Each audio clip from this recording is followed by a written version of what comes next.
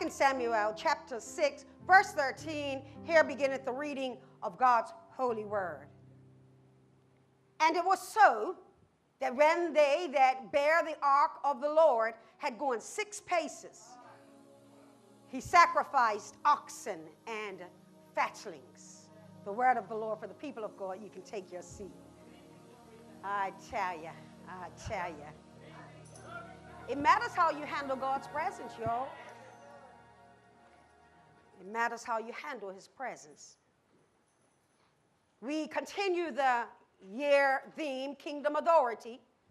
We are on the series, Kingdom Dynamics, the Life and Legacy of David. And today we want to minister from the sermon topic, I am worship. I am worship.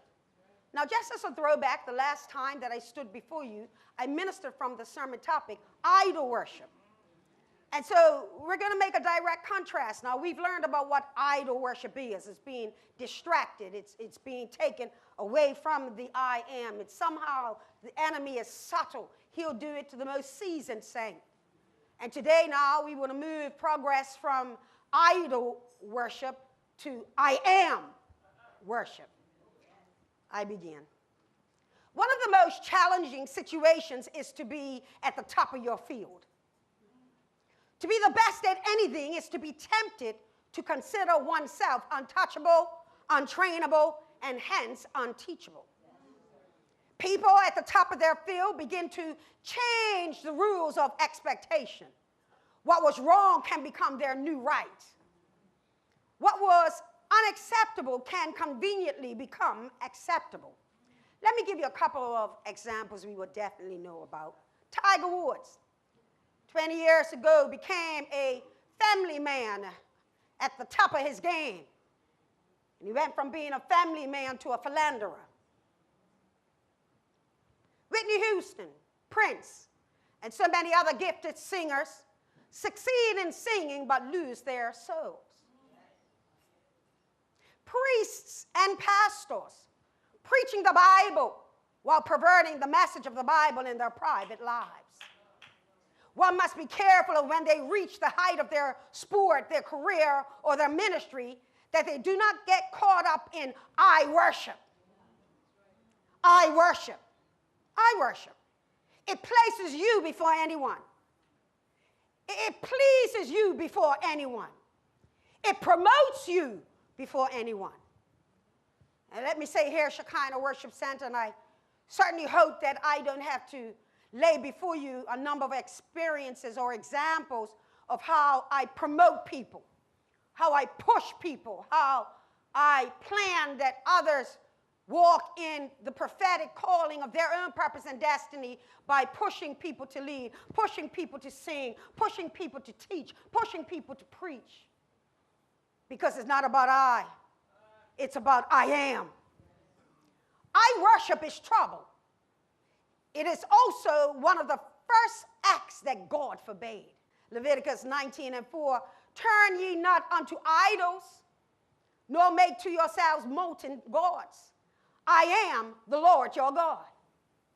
Isaiah 44:9, they that make a graven image are all of them vanity, and their delectable things shall not profit, and they are their own witnesses. They see not, nor know that they may be ashamed. Psalm 16:4 says, their sorrows shall be multiplied that hasten after another God. Their drink offerings of blood will I not offer, nor take up their names into my lips. Last time I told you that idol worship is subtle. It places you first before you even know it. It is guided by your emotions, which are very emotive, rather than you being guided by God. This is where we left King David. He had reached the top position, and this changed his disposition. He caused the other people to follow him instead of following after God. I don't want you to follow me. I want you to follow me after I follow God. So now God has to teach a lesson. Let's follow the lesson of today, church, as we look at the following 3 points. Point number 1, the blessing place. The blessing place. Point number 2, the blessing path. The blessing path. And point number 3, the blessing prohibition. The blessing prohibition. Let's deal with it. Point number 1, the blessing place. Church, I never want to be without the blessing of God. Our aim, our desire is to always experience the flow of God's blessings that flow, as it were, from the head of the priest Aaron. In other words, you just don't want a blessing. You want the anointed blessing. You just don't want a blessing from your friend, from your body, your ace girl, your ace boy, but you want the blessing that emanates from the very presence of God. There's something about that blessing. Yet because David has operated in flesh, God rebuked him and there was death. Now the ark rests in the house of another and they are being blessed. Can I park it right there for a moment? Huh? That I never want to experience the church experience at Shekinah Worship Center without the blessing. I never want to know that God is blessing over there, but I can hardly feel him right here. Everybody who comes into the house of the Lord should be seeking the ark, seeking the presence of God, seeking the approval of God, seeking the anointing of God. Verse 11 says this, 2 Samuel 6 and 11. And the ark of the Lord continued in the house of Obed-Edom, the Gittite, 3 months. And the Lord, a 3-month blessing. Catch this, church. How long would you allow God's presence to be out of your midst before you ate for the presence of God? How long can some Christians, even here at Shekinah, be satisfied coming in the house but never experiencing the Shekinah or the Shekinah or the overflow of the manifestation of who God is? See, I just don't want to be in the place. I want to feel the glory of the place. I want to feel the presence of God in the place. It's in the house of Obed-Edom, the Gittite, 3 months. And the Lord blessed Obed-Edom and all his... See, I'm just getting a little picture here. He blessed Mrs. Obed-Edom, little Obed-Edom, blessed us, watch this now, blessed the household slave of Obed-Edom. Huh? Blessed, come on, I said, I ain't finished yet. Everything that was in his possession, everything that worked to make sure that his household ran right. Now watch this. The cow was blessed. The oxen was blessed. Everything, the Bible said it, everything, all his household. Ain't no way I'm going to be without the presence of the Lord. 3 months. I can't miss 3 Sundays. I can't miss 1 Sunday. I'm like, what's going on down there? I get jealous. Something about the presence of the Lord. Now, if you're, wherever the ark is, that place is blessed.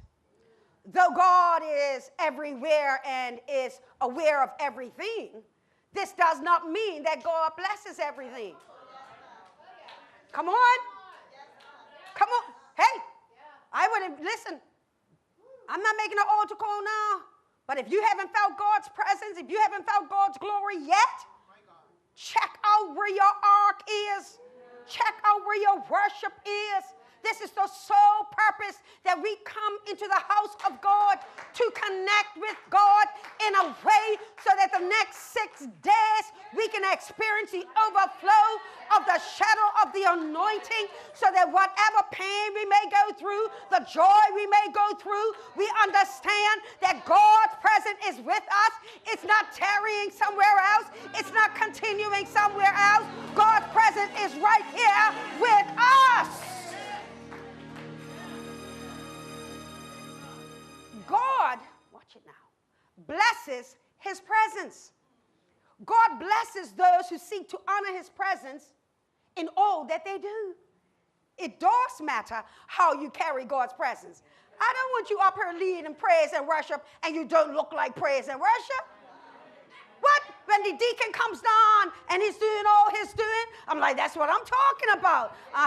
Because the glory of God deserves all my energy. The glory of God if I want God to give me life, then I got to give him life. If I want God to bless me this week, then I got to bless him this day. If I want God to bring joy to my life, I'm going to bring joy in the house of the Lord. What do you have that you've given to God today? I like my ushers dancing. I'll stop at the drop of a hat. You saw that mother in Zion moving up here? I join with her. Because it's glory in the presence. God's presence don't come by and you're like, impress me. I'm impressed with God. I'm amazed at God. And I'm wondering what he's going to do next. Might I say here that it is not come as you are. No. It is come as God has mandated that you come. God said, answer a certain way. He didn't say, if Brother Herman got you mad, you can skip that. You ain't got to enter into his gates with thanksgiving because Herman did you wrong. Herman did you wrong. No. Jennifer looked at me a certain way. You're excused. Herman ain't my God. Jennifer ain't my God. But the God that woke me up this morning, the God that started me on my way, it is him that I've come to worship, him that I've come to magnify. That's why the psalmist could say, magnify the Lord with me. He's the king. He's leading it. He said, magnify the Lord with me. Let us exalt his name together. Says not come as you are. God has given a mandate. Come in reverence. Come and worship him in spirit and in truth. So the ark is now in the home of Obed-Edom. And the verse tells us, verse 2, it continued there. That where I took my time right there. I was in the hotel in Boston. Continued there? You mean if the blessings continue there? Well, hold on now. This is the Old Testament. That means if the blessings continue there, they're not continuing here. I have a problem with that. Let's look at this word continued. It comes from the word yashab. And it means dwell, habitate, sit. Lord have mercy, God's presence sitting in somebody else's house. Abide, inhabit, remain, tarry, set. It's still right there. No wonder this house was blessed. God's abiding presence brings blessings. His name is Obed-Edom. He is a Levite who knows how to handle, Lord have mercy. Because wasn't that the lesson? Isn't that why the Ark of the Covenant is not with David? Because though he be king, he mishandled who God is. And so now God's going to teach you a lesson, David. God's going to teach you a lesson how to handle his presence. Obed-Edom is a Levite who knows how to handle the presence of God. Obed-Edom, this took my time, is a singer and a doorkeeper. Oh, come on up out of here. Come on. So Obed-Edom going to teach the master musician. Oh, come on. Come on. Listen, I may not sing the best, but this girl will sing. I may not dance the best, but this girl will dance. I'm telling you, whatever I do, I'm going to do to the fullest because I know that God is checking out my praise, checking out the worship. So he's a musician and a doorkeeper, a singer. Obed-Edom might say it. Interesting, because David is a singer musician, and he said this in Psalms 84 and 10. For a day in thy courts is better than 1,000. I had rather be a doorkeeper in the house of my God than to dwell in the tents of wickedness. I have a feeling this is where he picked up the verse. Why that musician got God's presence. He's a doorkeeper. I'd rather be a doorkeeper. I believe that on that day, David gave up temporary possession of his kingship because he realized that that title meant nothing without the presence of God. Can we park it right there, church, and realize that whatever we accomplish in the world, whatever we accomplish in our family, whatever we accomplish on our job, whatever we accomplish in Bermuda, it means nothing without the presence of God. It means nothing without his presence. Church, David is now getting it. That bigger than his name, his game, and his fame is the presence of God. You like that, Mother Sumner? You like that? I'll say it again for you. David is now getting it, Mother Sumner. That bigger than his name, his game, and his fame is the presence of God. Lord have mercy. Huh? It's the biggest thing there is. It took 3 months without the presence and the blessings of God. Don't let it take 3 months, church. Don't let it take that long. Huh? Don't admire what God's doing over somewhere else. Allow him to do it for you. Verse 12. And it was told King David, saying, the Lord has blessed the house of Obed-Edom, and all that pertaineth unto him, because of the ark of God. So, it means David understood it, you see. So David went, see, you have to, when you follow the text, the so means S-O and S-E-W. And S-O-W. Means something's been served, and it means something's been served. So something that was amiss, that he had missed, he now says, oh, I get it now. So, because of all that, Obed-Edom getting the blessing, his whole household, even the slaves being blessed. So David went and brought up the ark of God from, yeah, I know how to snatch back God's presence. You got to know how to go where God is and say, I want it back. I want it back. I know I mishandled it, but I miss you, God. God, I miss you, God. I miss singing with you, God. I miss worshiping with you, God. I miss clapping with you, God. I miss the anointing, God. When you do that, you will experience. So David went and brought up the ark of God from the house of Obed-Edom into the city of David. With what? With what? With what? Oh, I told you there's no such thing as a grumpy Christian. If you're a grumpy Christian, you don't have, well, I'm going to tell you, you don't have the presence of the Lord. There's something about the presence of the Lord that, it'll make you happy. It'll satisfy you. You can be going through in life hell and high water, no water, drought, and flood, all types of stuff.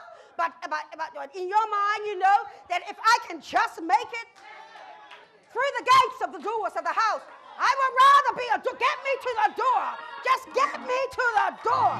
Oh, when I get to the door, I know that I have made it to the place where his presence dwells. When I get to the door, I know that instead of being mad and sad, I can get glad because I'm entering in with gladness. Put your hands together.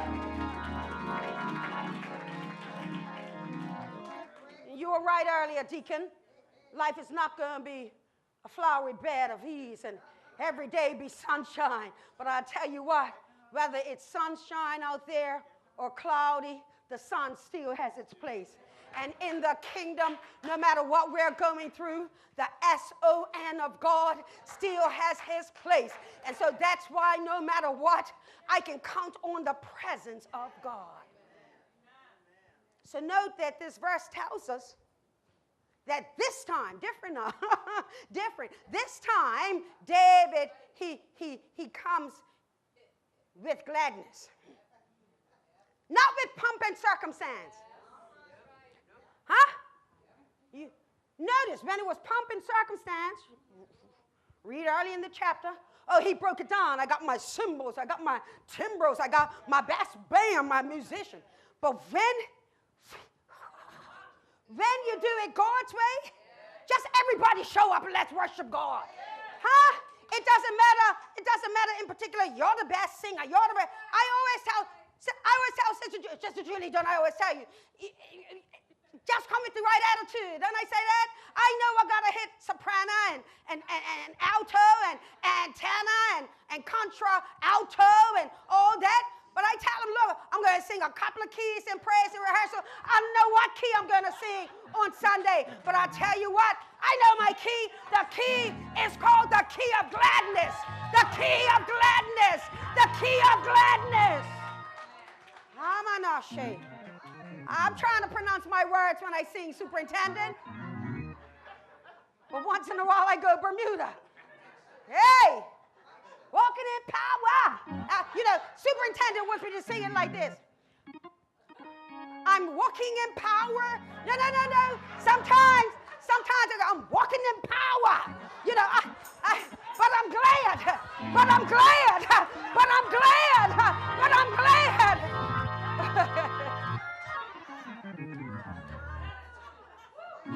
I'm glad. Working miracles. Superintendent, working miracles. And I admire that. I'm like, I'm singing working miracles. Time I come to church, working miracles. Sing.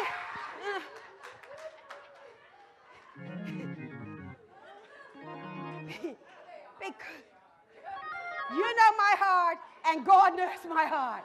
So that girl's singing. She ain't singing the right key, but she sure means it. Yeah. I find my key. I start her. I could be on one word. I lost it on the first part of the word, and I catch it by. And to me, that attitude right there, church, it takes the pressure off of the expectation of perfectnness. Watch this. Pure worship, there's nothing more perfect than that. So if you come into the house of God for worship, your key is going to be okay. Your key. Now, I do want the harmony because I got to work with it for TV. Don't say we can sing anything. No, Pastor. Amen. But this is the difference. Last time, David came in with professional music. This time he doesn't. He doesn't come in with any organized dance choreography. The only thing that mattered was I was glad. When they said unto me, come, let us go into the house of the Lord. There was gladness with gladness. That takes me to my point 2, the blessing path. Last time, David handled the presence of God irreverently. This time, David gets it right. And this is what God requires of us today.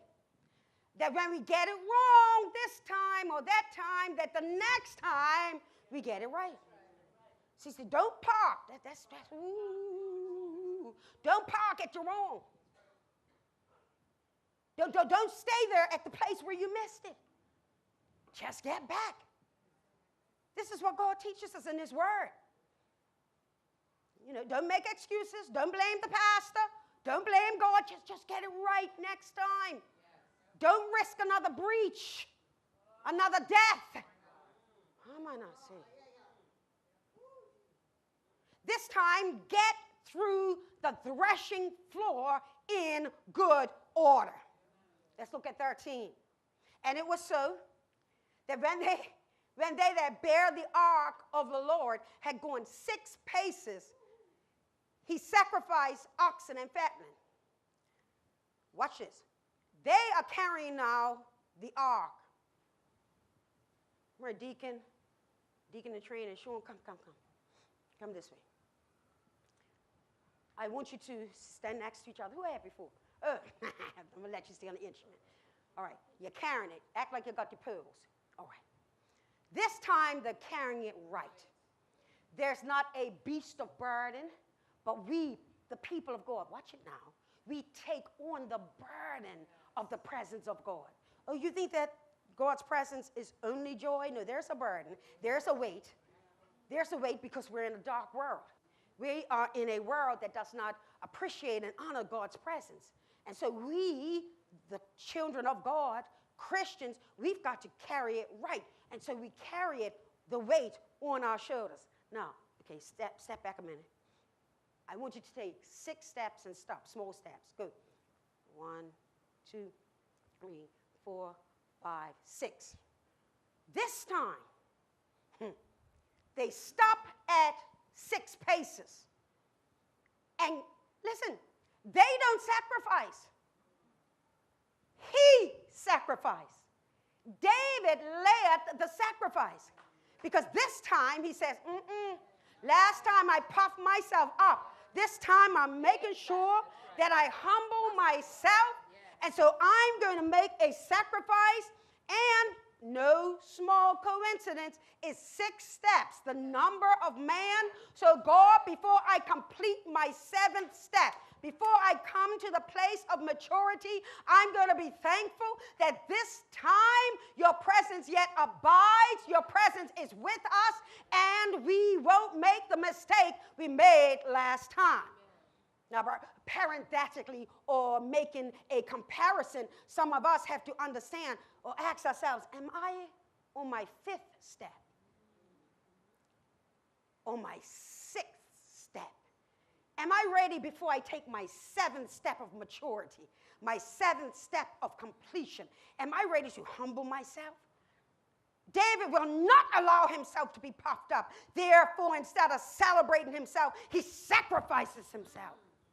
Stay put while I meander through some of this text right here. They are bearing the ark, not animals, they are Levites. We are children of the Most High God. We have a standard. And now, you know what? Some churches, only when they drop the standard do they remember what the standard used to be. We must not drop the standard. David is teaching us that when he made the mistake, he recognized that he never wanted to be without the presence of God. He learned the lesson. They're Levites. We say we're a royal priesthood, which means that we are Levitical.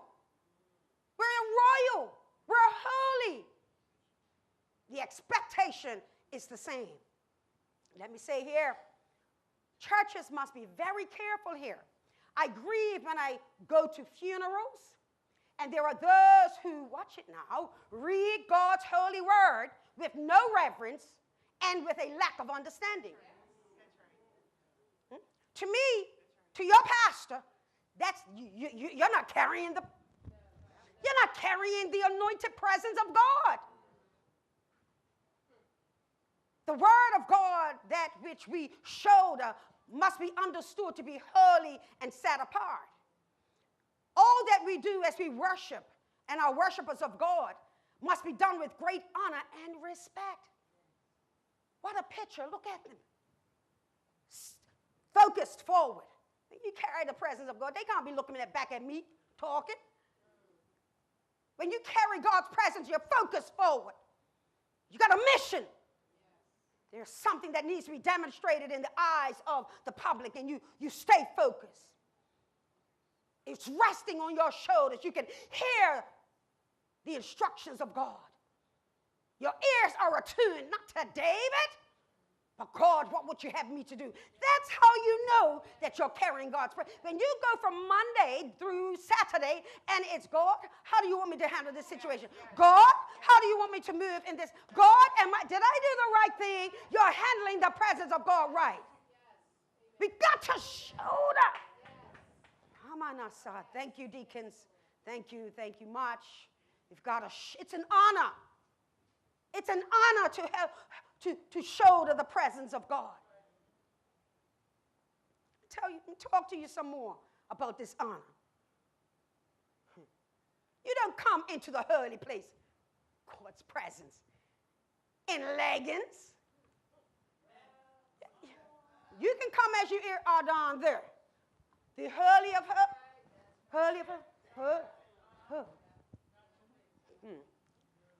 You don't come into the holy place in leggings, tight clothing, showing your flesh. That's your path. That's how you do it. And the way that some come to church, they won't go to work. I got an issue with that. It must be God's established path of holiness unto God. If you wouldn't wear it in front of the premier, our premier bird, if you wouldn't wear it in front of Queen Elizabeth, why are you wearing it in the mighty, holy presence of the King of Kings, the Lord of Lords, and God?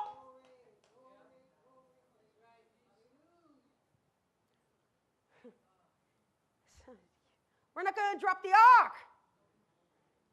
Verse 13 lets us know that after each sixth step, they stopped and sacrificed. There was a stopping and a sacrifice. When we come into God's house, we stop. I got you, Holy Ghost. We stop our 6 days. We stop our man thing. I got to work for the man. I got to iron the man's clothes. We stop all that. And we say we now sacrifice all of that because we are in the presence of God. Now my sacrifice to you, God, is praise, it's honor. I glory in who you are. So before they went to the seventh stop, they sacrificed. They sacrificed at 6. They let God know that they were sorry for past mistakes and that going forward, it was not about them, it was all about God. In study, they stopped and sacrificed cows. Watch this. Created an altar from the wood of the cart. Now you want to know why God was so vexed about that cart. He said, that cart ain't to be some showpiece for you. I want to burn it. Shamana seketa. Huh? I'm not your showpiece. You're not his showpiece. Anything. No. Everything should be sacrificed. What are we placing on the cart? What have we dubbed as the cart? And it's about us. They sacrifice cows upon valuable material. So the cart they destroyed and sacrificed. The greatest of what they had, the most valuable of what they had, they said, there you go, God. It's not more valuable than you. What do you value more than God's presence? What would you rather do than worship God with high praise? What valuable are you willing to sacrifice in order to welcome in the presence of God? I can tell you, I've been a Christian since I've been 7. I can't tell you how many times I had my feelings hurt. But I tell you what, every Sunday saw me entering what? I will sacrifice my carnal feelings. I'll sacrifice my flesh because God didn't hurt me. People did. And so therefore, God, burn, Maria, burn. Now let's worship God together. Huh? Shamano. Yeah. Mom Sammy, that's how we grew up in the old school. That's why the old saints, that's why we got so many super seniors here. Because they knew how to toil. Oh, not you. Come on, millennials. I hope I'm not talking about you. Come on, not these fly-by-night millennials. Oh, I'm got a right too. You don't know anything about sacrifice. You don't know about giving unto God, huh? Sacrificial worship, sacrificial praise. Why? Because David, you're still going to be king. Oh, somebody's going to get that. Somebody's going to get that. So, purpose. I'll kill my personal flesh because I got purpose. Beyond this moment of pain, God, you've got the throne for me. God, you've got a kingdom for me. God, you've got manifest destiny for me. Don't get stuck in an experience. So listen. In study, I also found it interesting that this time, David, did not let the people know that he was bringing in the presence of God. Last time, like how you all arrange parties, 6 months in advance. You know how you do. And you're good at it. Oh, well, wonderful. You know, when they had my birthday party when I went 50, you guys arrange all that. Pull out announcements. You know, weddings. Funerals are big these days. Announcements, you know. Oh, get your shirt made. Put, you know, all that, right? That was how David did it the first time. But he learned his lesson. You think God needs you to arrange for him? No. Watch this. The imagery is awesome. Watch this. So this time, he didn't let the people know that he was bringing in the presence of God. Watch it. The people were working in the fields, in the threshing floor, and they looked up, come on up in here, and they saw the ark, and it was like a 24th of May parade that weren't announced. People just, come on, people just saw David coming, saw the presence of God, and they just, come on, and they just joined. You got it? They just joined. They just joined in. They just joined in. He didn't announce it. God announced himself. His glory announced itself. Huh? Hey, I like that. Sounds Israelitic. Yeah. God presence. Let the music just be spontaneous. Oh, God. Nothing arranged. We're just enjoying you. God, that you're with us. One more time. Oh, my God. Weren't that sweet? Never discussed it with Director Ryan. Never discussed it with the Swim Band. But they just came in and put a sincere moment of praise and worship. A moment right there for the presence of God. So if you can see it, you know, it's like going on Front Street and like Front Street at 2 o'clock in the afternoon. All the lunch hours are over. But they see the presence of the Lord coming. They shut down A.S. Cooper's, shut down that new building. They come out of HSBC. Everybody just, for the presence of God. Because this time, David, it's not about me and what I can do. Because God, you can do anything. So yeah, they saw the ark approaching. And when they saw the ark approaching, they stopped what they were doing and joined in the procession. An illegal march. Huh? Didn't go to government to ask for permission. No. God has sanctioned this. This is the Lord's doing. It's marvelous in our eyes. And plus, when the king is in charge, the king is in charge. Oh, can you imagine?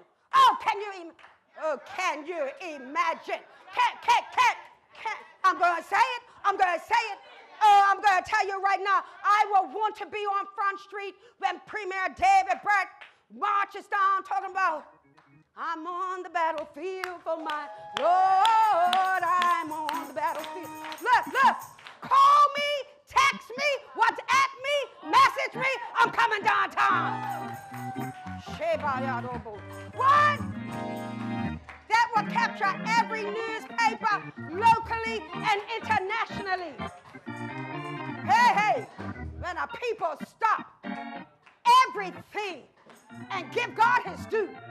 Can I get somebody for 10 seconds, 20 seconds to stop everything and give God his due? Worship God. Worship. Hey, worship. Hey, worship. Hey. Oh, God is worthy. Battlefield for my Lord. Yes, Lord.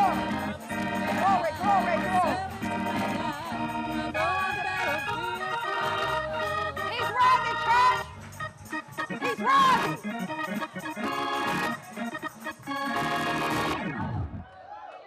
I'm telling you, he's worthy. You want to know how we're going to change Bermuda? Can't do it the normal way. Can't do it the expected way. But we got to listen to God and say, God, how do you want this done? How do we get your blessing? How does the world see that you're different? How do we get a handle on what's happening in the island of Bermuda?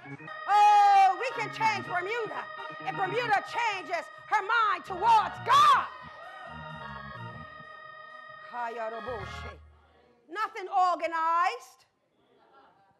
It was the spirit of sincere and authentic praise that caused the people to stop all and follow the presence of God. Now, as for David, let me read 14.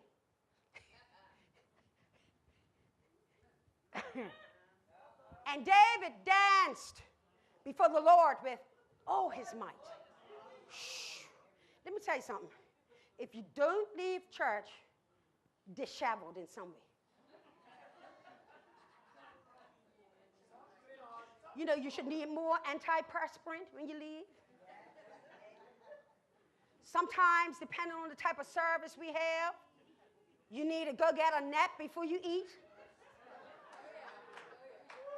You know, I take pictures primarily with my mom before church.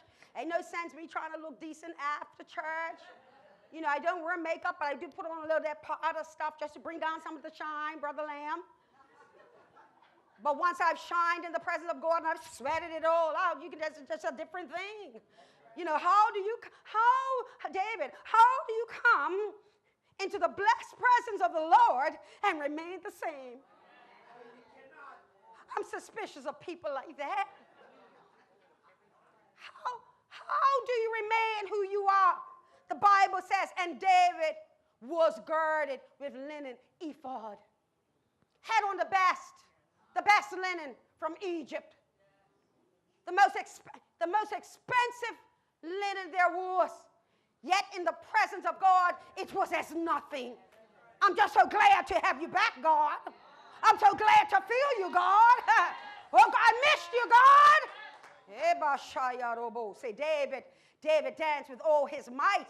In other words, there was unrestrained praise and worship. This time, it wasn't about David and his crown. It wasn't about David and his kingly attire.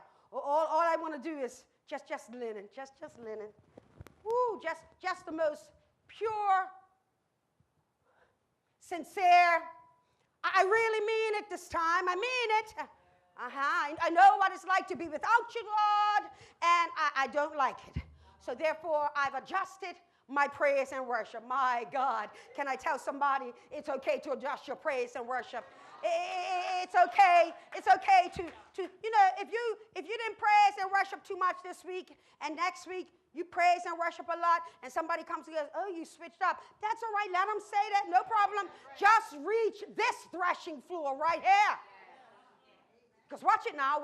Holy Ghost just helped me right here.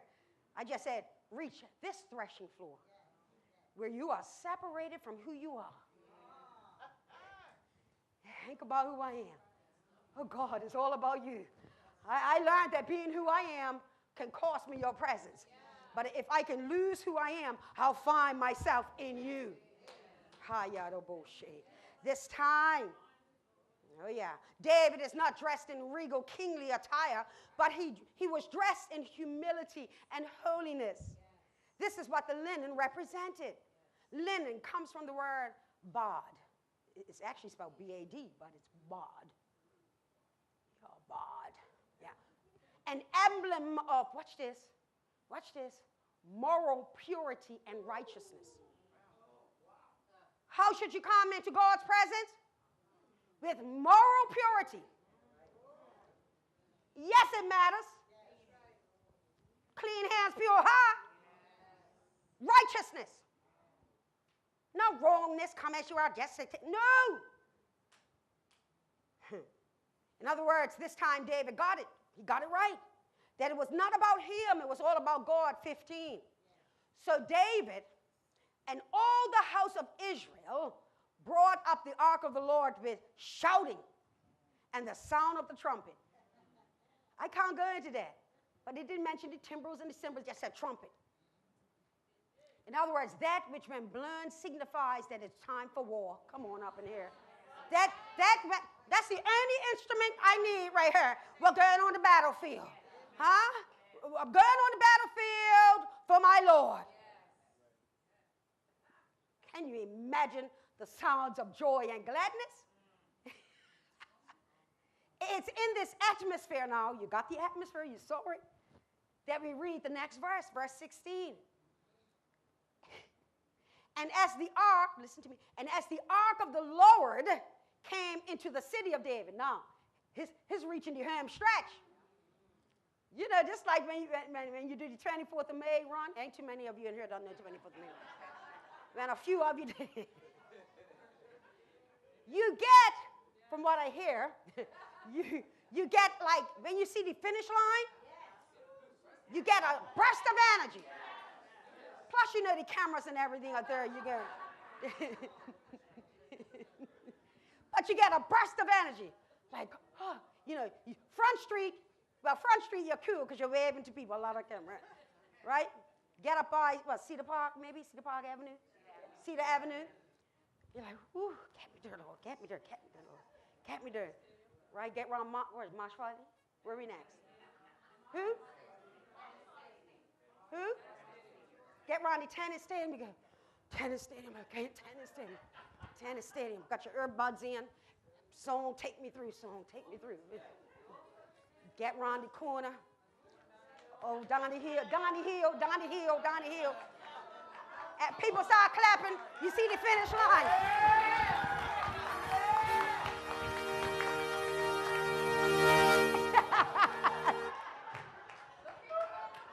Looking good.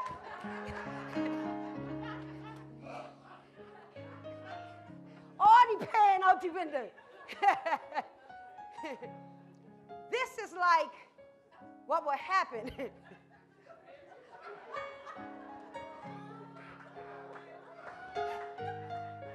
Yes. Okay, keep on playing.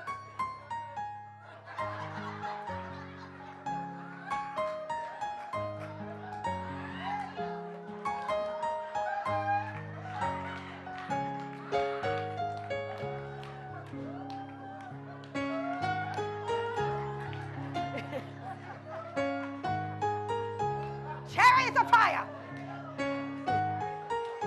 Dr. Woods, that's what we had at our graduation music from the Berkeley Institute in 1982. Still playing in 1982. You see how you all make my sermons longer?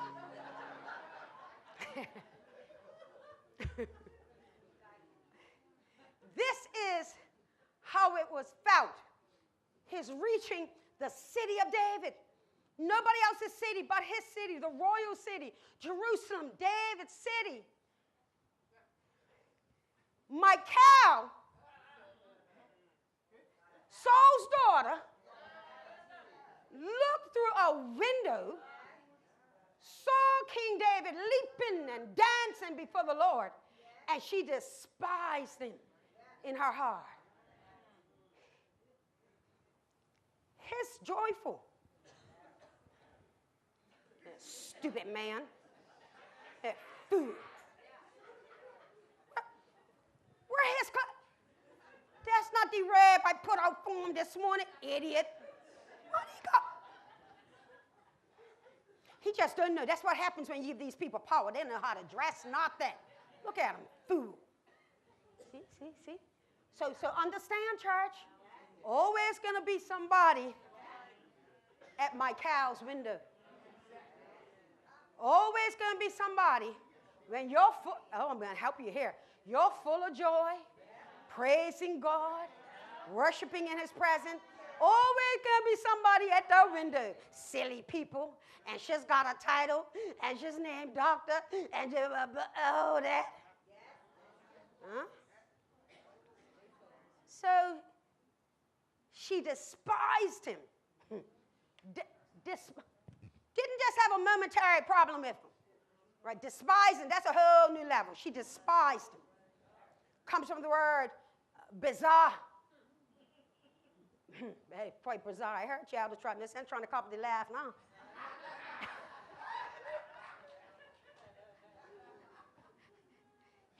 This word despise, bizarre, means this. Obviously to despise, held in contempt. How? She got held in the king in contempt. What kind of power she thinks she has? We'll talk about that in a minute.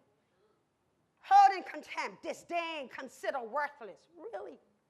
Really? You consider David worthless? Okay. Yet there is nothing more repulsive to our God than a person in the midst of his presence, denying his presence and refusing to join in on his presence. I'm going to help you out here. Something I've never seen in my life. I'm going to help you in a minute. Verse 17 through 19. 17 through 19. And they brought in the ark of the Lord and set it in his place in the midst of the tabernacle that David had pitched for it. And David offered burnt offerings and peace offerings before the Lord. And as soon as David had made an end of offering burnt offerings and peace offerings, he blessed the people in the name of the Lord of hosts. And he dwelt among all the people, even among the whole multitude of Israel, as well to the women as man, everyone a cake of bread and a good piece of flesh. That's like beef ribs. There ain't no cheap meat. Sirloin. Sirloin. Okay? Sirloin. Piece of flesh and a flagon of wine. So all the people, see, now you know, see that word so again? A lot happens just before the so. Because he's given out to thousands of people. So all the people departed every one to his house. Everybody went to their house with a blessing. Everybody went to their house with an overflow of the blessing. Everybody went to the house with an overflow of the anointing that was upon the house of David. One of the most endearing qualities of King David was his way of paying attention to the people. I love it. He paid attention. Not just the rich, not just those with position. David took care of all the people. Now I need you to remember something. Some of you will. Recall that in the past, David had made a law of sorts. That when he won a battle, you know, getting the presence of God back is a battle you win. Yay! Huh? If you ever were without God, if you ever sat through a whole service and didn't smile, sing, to get God's presence back, you just won a battle. So anyway, he showed us that when he won a battle, he would bless all.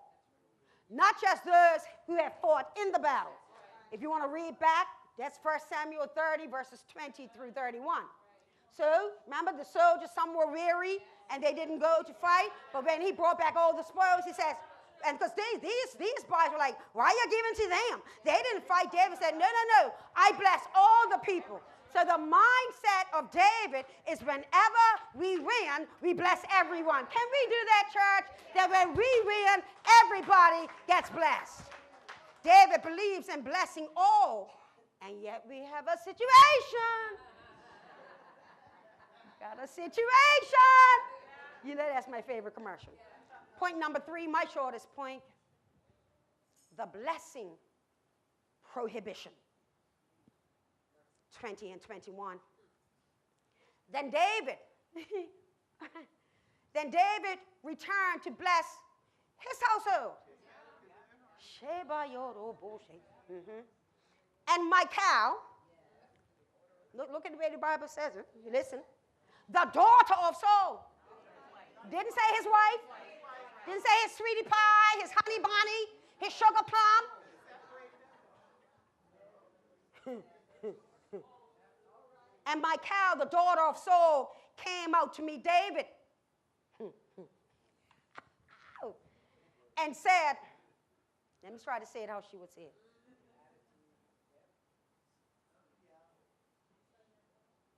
How glorious was the king of Israel today, who uncovered himself today in the eyes of the handmaids,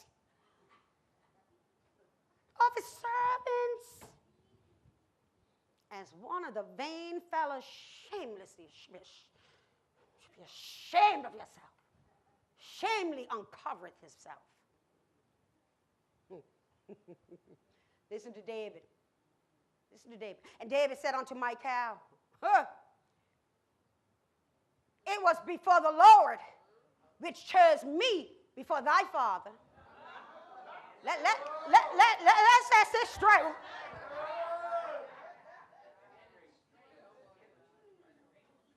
And before all his house, to appoint me ruler over the people of the Lord, over Israel. Therefore will I play before the Lord. I'm going to play before the Lord. I'm going to be as happy as I want to be. I'm going to skip. I'm going to shout. I'm going to uncover myself. What you called me? Shamelessly? Poor you. You have an issue, woman. In other words, watch this. What will stop you from being blessed? I got A, B, and C for it, for you. What will stop you from being blessed? A, being a window watcher. A window watcher. In other words, refusing to join in the move. Refusing to join in the move of God. You would rather watch and criticize, watch from your high place, and refusing to join the high praise unto God, looking down on others as they worship God. B, being a sarcastic sinner. In other words, you don't love praise and worship to God like we do. So what makes you think you can come against those of us who do? People can talk about us all they want. They don't know how I feel. They don't know what the Lord has done for me, my testimony. C, being a covenant crusher. In other words, when you refuse to put your husband first and instead identify yourself as being connected to your father first. Saul's daughter and not David's wife. Sometimes we think the war is over. War ain't over. Saul in a grave somewhere, but his daughter's still fighting. And at this point, hold the top of my, there you go. At this point, it's David versus Saul. David's still fighting Saul because he's fighting Saul's daughter, who, watch it now, has an issue with David. Just like her daddy. You think of Uncle Trump? I'll leave that alone. So where David, watch this now, David thought he had killed every giant. He now discovers he's married to a giant. I'm going to help you out here. Keep holding. I need somebody to have a male. Come here, Brother Herman. Come hold this here. This is serious stuff right here. This is the point. I'm going to show you something. Okay, yeah. Oh, it was good because you two were holding the ark, right? Earlier, right. Listen, let me work this out in my mind. So David now has learned how to handle God's presence right. God's presence has resulted in him being blessed. And because David is a true servant of God, David doesn't hog the blessing. He shares the blessing. And so the blessing is flowing down from the anointed one whom God anointed with the shofar, with the oil. He reaches his home. And the one that he is connected to, the one that he wants to bless, the one that he wants to make sure, hey, I bless every household for sure. Tonight. Oh, I know it's on a commercial. Gonna make it right. Tonight. Oh. You know, gonna be some Luther Vandross. Hold on a minute. How you shouting that loud, Brother Kenny? I ain't heard you that loud all during my sermon.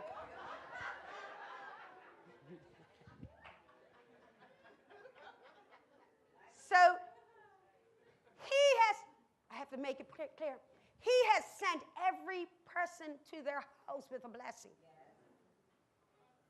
He's left himself to last. Isn't that what a true leader does? I make sure everybody else is fed, everybody else is happy. Now I can sit down and relax in my own home. A dead soul is still alive in his daughter, Michal. I conclude the message with a powerful revelation. This is it right here. The sermon today was birthed because David had placed his own self above God. He had dishonored the I am. David had dishonored God, but now he's got it right. He's placing God first. I put it to you today that Michal, before this moment, was fruitful. That she had been ovulating monthly.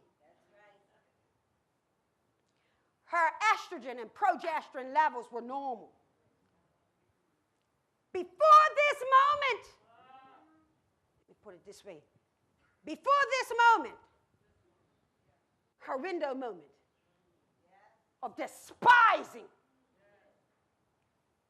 I'm going to tell you something. I'm going to put this a little bit of Maria right here about aligning up with the thought process. That had she honored her husband this time next year, she would have had a child.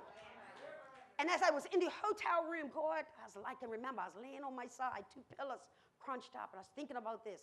He said, "Now I want to show you something, Maria." He said, "This right here, this moment, is the threshing floor of my cow." The threshing floor. At this moment, because she didn't celebrate the I am of David, God separated her from fertilization.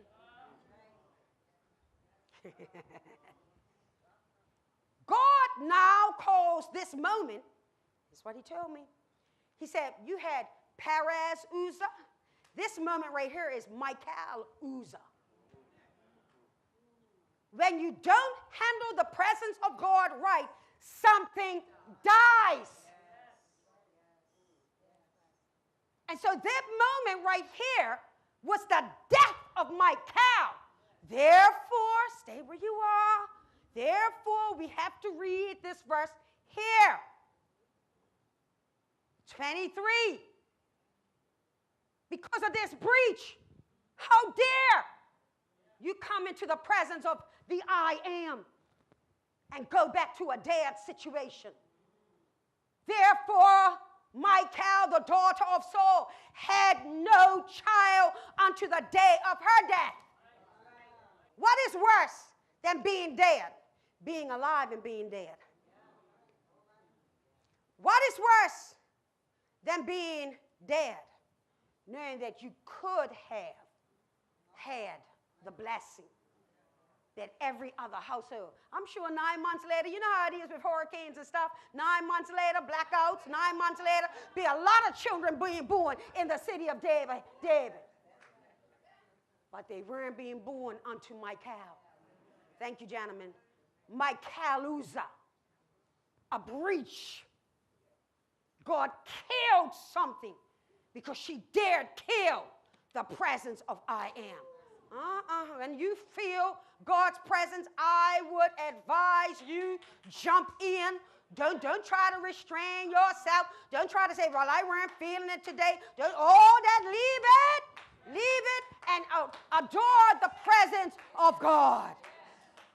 Don't come into God's house any old way, direct. So bring yourself as the best gift to the I am. Yeah, I am. Worship I am, for Jehovah is worthy to be praised. I love you, but I worship I am.